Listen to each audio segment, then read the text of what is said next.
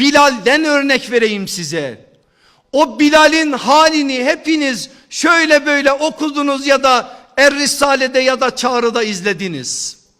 Simsiyah bedeniyle o kızgın çöllerde o toprağın üzerine sarılan Bilal'in göğsünün üzerine taşlar konmuştu. Ümeyye İbni Haleflerin elinde putlar vardı. İnkar et diyordu Muhammed'i ve onun getirdiği dini ve yeniden bizim atalarımızın dinine dön diyordu. Ama onun dilinden bir tek kelime dökülüyordu. Ahad, ahad sözü. Ne diyor biliyor musunuz aziz ve azize kardeşlerim sahabe?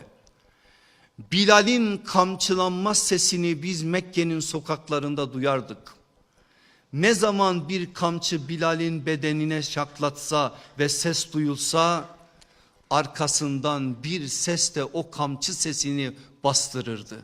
O ses Bilal'in ahad diyen sesiydi. Bir insanın öyle bir ortamda ahad diyebilebilmesi için nübüvvet medresesinde itiraz adına bir dersi alması gerekir.